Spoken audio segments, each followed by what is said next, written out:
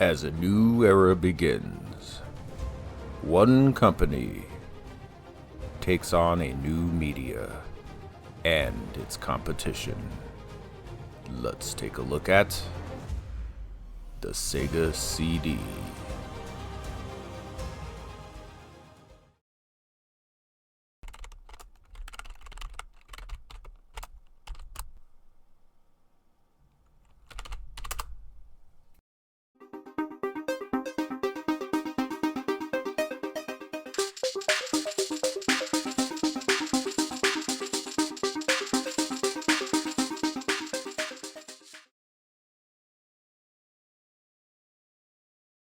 What's up guys, Retro Gamer Gen X back with another look at video. And in today's look at, we'll be taking a look at that system right there, the Sega CD. We'll be taking a look at the history of the Sega CD, what's inside of it, what makes it tick. We'll be doing a 360 tour and then powering it up and doing a little bit of gameplay.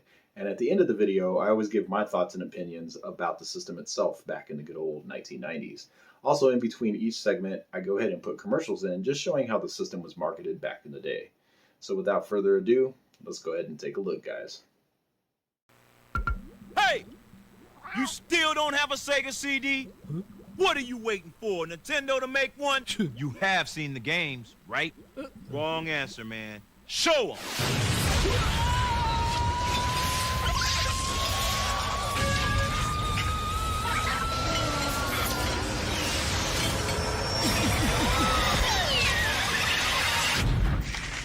Want to see more?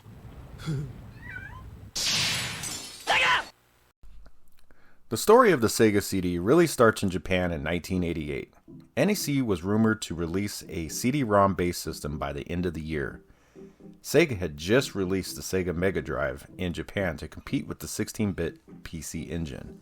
But NEC was looking to step up the game with an add-on to the PC Engine called the PC Engine CD-ROM. Sega knew that the CD-ROM was the media of the future and decided to develop its own add-on CD-ROM system for the Sega Mega Drive. Sega did not have the capability to make its own CD-ROM system, so it partnered with JVC to help. Sega enlisted Tomio Tamaki to lead this project. Sega wanted a CD-ROM based system that could match or even outperform the PC Engine CD-ROM. They originally decided to double the amount of RAM that the NEC version had, but this was not enough. Rumors started to fly that NEC was developing a different, more powerful CD add-on that was to be called the Super CD-ROM that would have up to 512 kilobytes of RAM. Sega upped the ante and decided to put 6 megabits of RAM into this system. But that was not all. They also decided to add another Motorola 68000 CPU, but clocked at 12.5 MHz, almost twice the speed of the Mega Drive CPU. On top of this, they added a custom GPU that could perform scaling and rotation effects. Also, not to be outdone with audio, they included a custom Riot sound chip that was capable of producing 10 channels of sound of audio, partnered with what the Mega Drive's YM2612 and SN76489 chips were providing for the system sound. The system would be able to play games, audio CDs, CDG video discs, and karaoke discs.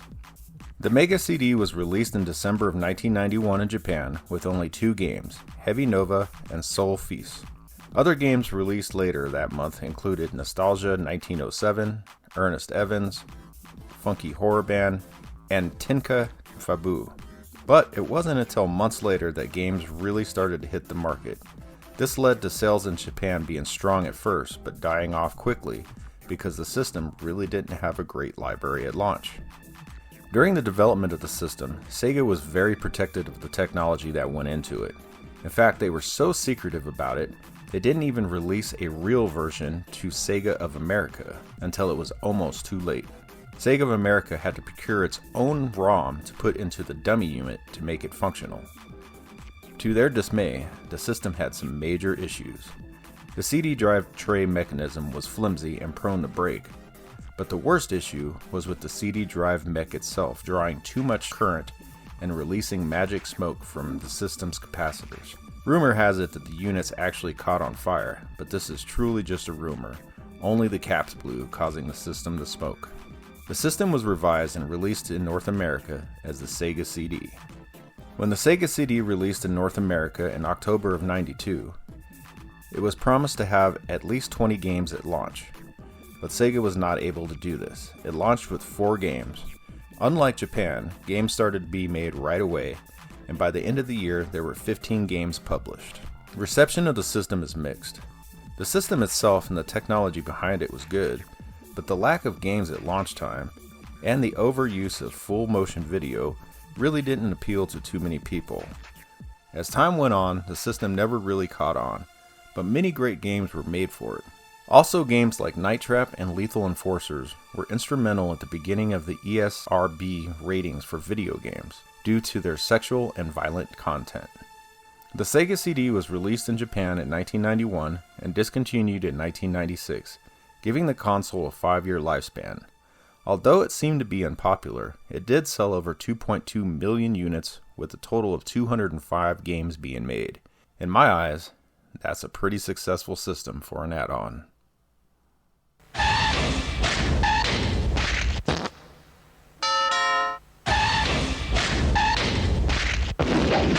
Welcome to the next level! Hey! Is anybody out there? How could you let that happen? Pretend it's a game. Now let's go ahead and take a look at what's inside the Sega CD. I was surprised at the amount of chips and capacitors that are in it. It was almost intimidating. But once I started looking at everything, it started to make sense. Let's start with the CPU. The Sega CD has the Motorola 68000 CPU clocked at 12.5 MHz. That works in conjunction with the other Motorola 68000 CPU running in the Sega Genesis or the Sega Mega Drive. It takes the load off the system's processor for the video effects like scaling and rotation and prevents bottlenecking. The GPU, labeled Sega 315-5632, is a custom ASIC chip capable of displaying 64 out of a possible 512 colors on screen at once. It has a maximum display resolution of 320 by 224, compression capabilities, and scaling and rotation effects. Next is the sound chip. The Sega CD used a Riot PCM labeled 315-5476A. This chip provided stereo PCM sound, expanding the sound of the system to 10 channels, with 8 being on this chip alone. With a sample rate of 32 kHz, 8-bit wave data width, and 16-bit DCM. It also had a frequency range of 20 Hz to 20 kHz, and had an 8 times oversampling digital filter. So the next chip we're going to look at is the system ROM. It is easily located because it's the biggest chip on the board and the only through-hole chip on the board as well. Mine is labeled MPR15764T. It is a 1 MB 64K by 16-bit CMOS ROM chip. These are labeled differently with different versions of the ROM. This is the one for the Sega CD version 2 ROM, revision 2.11 for the North American market. Now let's go over all these RAM chips on the board. It has 6 megabits of DRAM, which serves as the main system memory. The first DRAM chip is this big one. This is the one labeled MN414270SJ08. It is a 4 megabit chip on its own.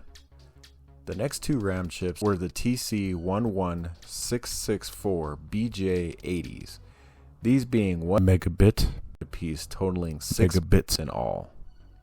Now we have the PCM memory. This stores the PCM sound samples with 512 kilobytes worth of memory split between the two LH5P832 256 kilobyte SRAM chips.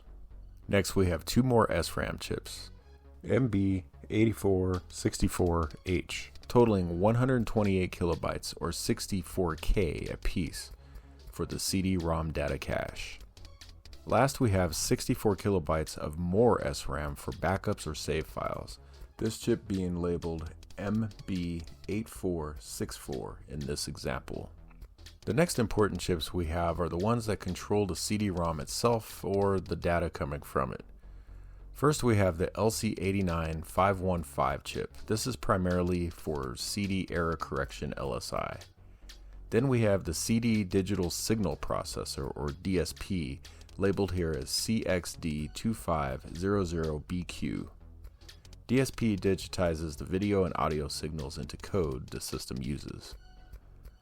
Last we have the microcontroller labeled CXP5084. It is a 4-bit single chip microcontroller that really controls the whole operation of the lens and the drive mechanisms. And that about wraps up this look inside. The only other thing I really wanted to bring up was just the sheer amount of capacitors on this board. I mean, just look at how many there are. How would you like to recap this one?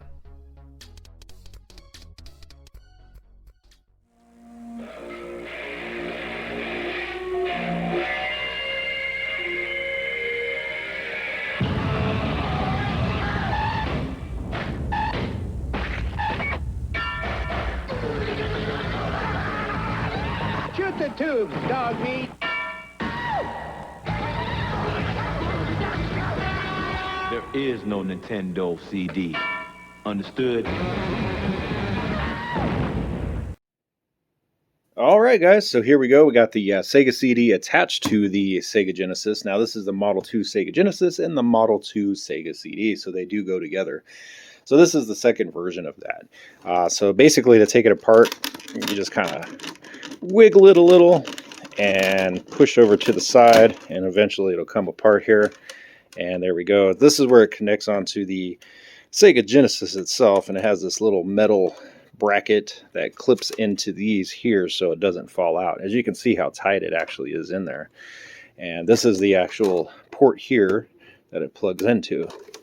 Yeah, you can tell I've definitely not taken that apart in a while. There's lots of dust in here. But anyway, guys, so here's the actual unit itself. Now, the circuit board lies under here, and this is the actual CD unit here. So here we have basically the access light showing when it's reading the disc itself. This is the open to open up the disc mechanism itself here. And you just close it up here. On the side, really nothing. On the back here, we got a few things. So here you can go ahead and pass the audio through this as well, through the Sega Genesis. Even when you're playing Genesis games, you can plug your audio in here to have stereo audio. All right. And here you have your AC adapter that plugs in, so you give the system some power. And here you have a 3.5 millimeter jack here. And what that it says, it's for mixing. This is for hooking a Model 1 Sega Genesis up to this Model 2 Sega CD. You hook it to the headphone jack to this mixing port there. And on the bottom here, basically that's all you've got here is just some vents and, just the system information. So let's go ahead and get this thing fired up and we'll do some gameplay.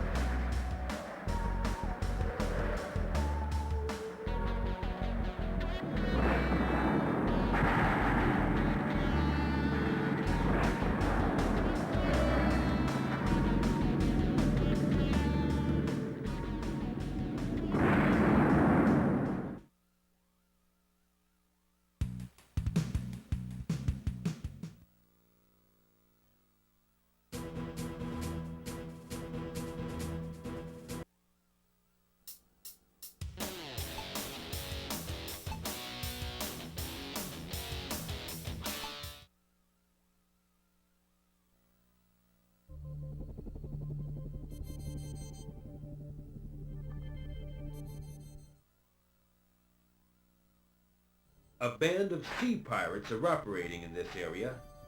Your mission is to defend any shipping and destroy the pirates.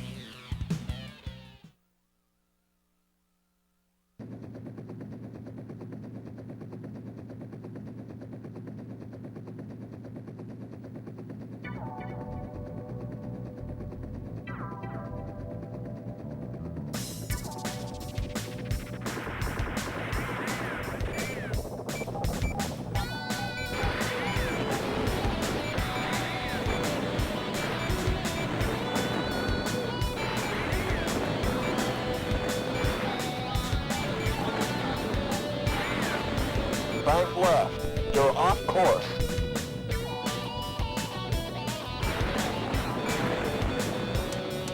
Bank right. You're off course.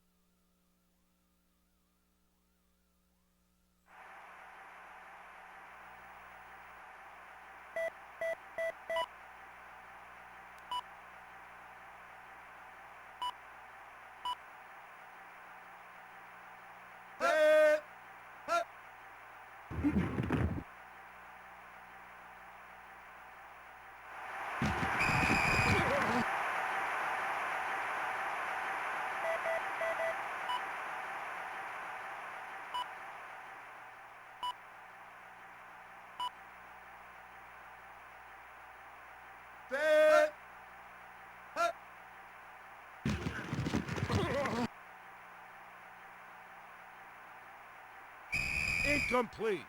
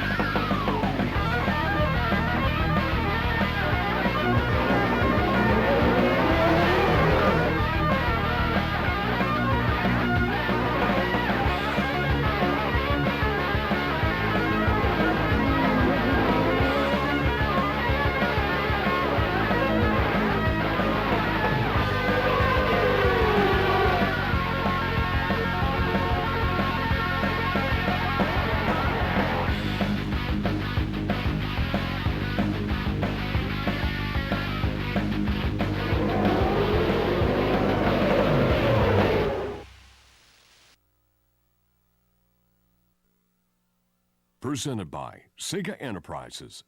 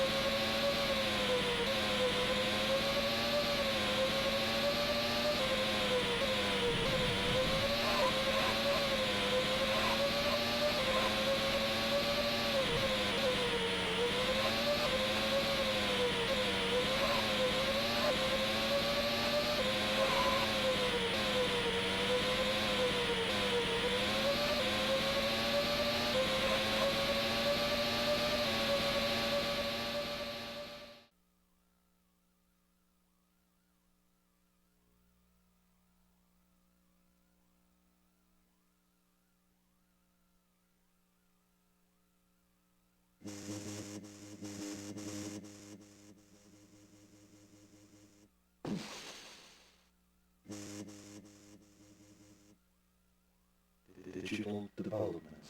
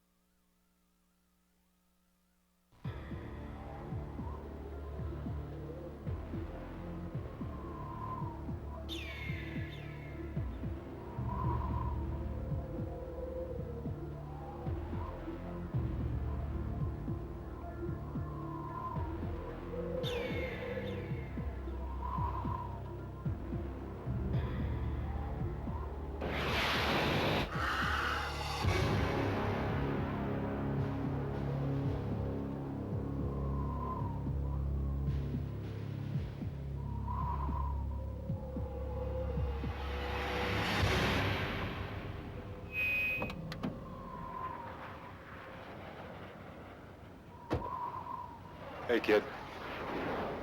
It's good to be home, huh? Let's go.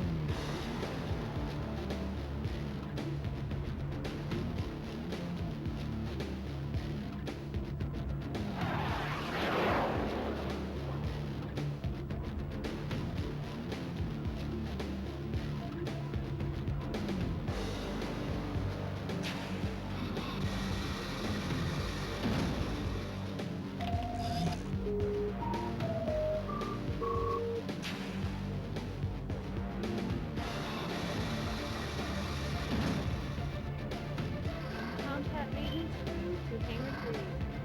Coordinates relocate to report to new level.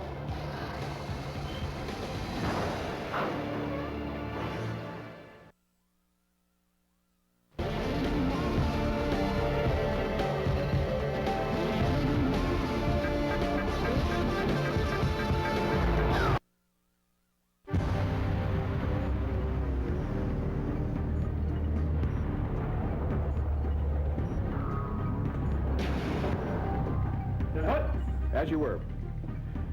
15 minutes ago, our AWACS aircraft detected a Tu-22 bomber trying to fly in under our radar. We have reason to believe that this aircraft may have strontium-19 on board. Mr. Williams. This was recently developed by Colonel Purvis and is a key ingredient in his chemical warfare's arsenal. We believe that there is enough strontium-19 on this bomber to threaten the entire Western Hemisphere. And he sent a fighter escort to bring it in. Now the bomber is currently at this location. We've plotted an intercept for it here at waypoint 1. Your Tomcat's onboard computers have been programmed with the correct coordinates. Shadow 3, you're on Shadow 5's wing. Sir? Shadow 5, the bomber's yours. Yes, sir. All right, let's kick the tires and light the fires. Dismissed.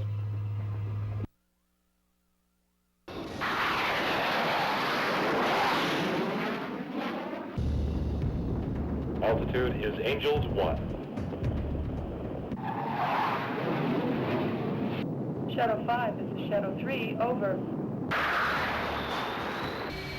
Shadow 3, go ahead, Ratchet. I'm on your wings, over. Give me the first waypoint. Ratchet, we're heading for waypoint. Copy, Shadow 5.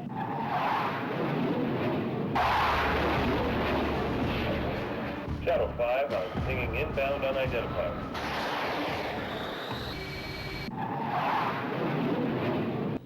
We're within radar missile range. Fire when you've got lock.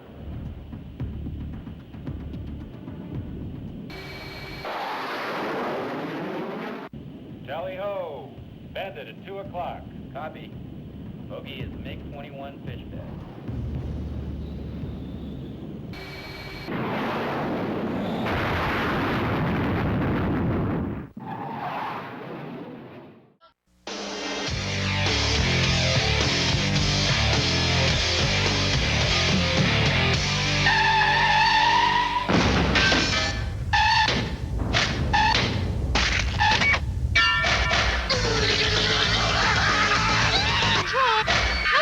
That happen?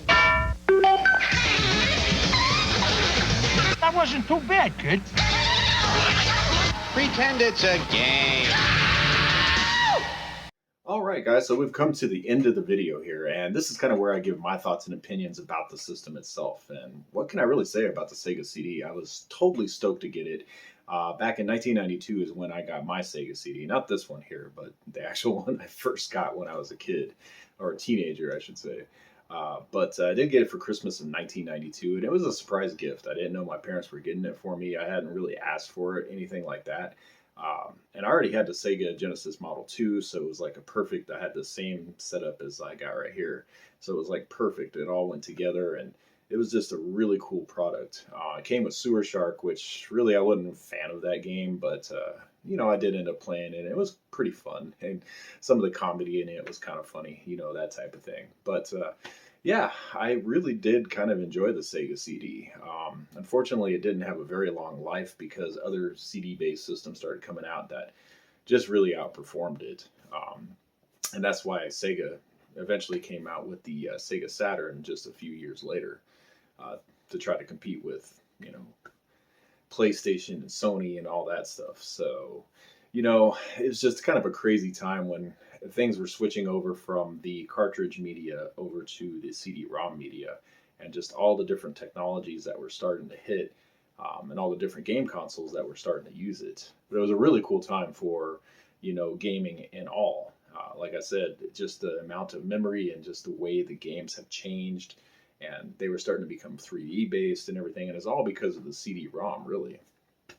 And plus, they were cheaper to produce on the CDs than they were with big, full-blown cartridges with microchips and circuit boards in them. So it was a win for the game publishers because they were making more profit off of it when they put their games on a CD-ROM. Now, with the Sega CD, unfortunately, I didn't get too many games for it. I think I had 5 games in total. Sewer Shark, Dragon's Lair. I can't remember what all I had. It's been so long, guys. I think I had Lunar. Trying to think what else I had. I think I had the Star Wars game too, or maybe that was on the 32X. It's just been so long, I can't really remember. And then it kind of just went off into obscurity. I got the 32X as well. I think maybe the next year or something like that for Christmas.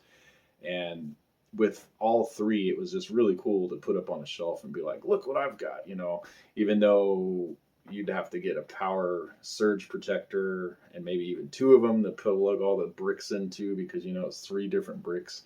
It was kind of a pain powering that system, but especially with the 32X included on it.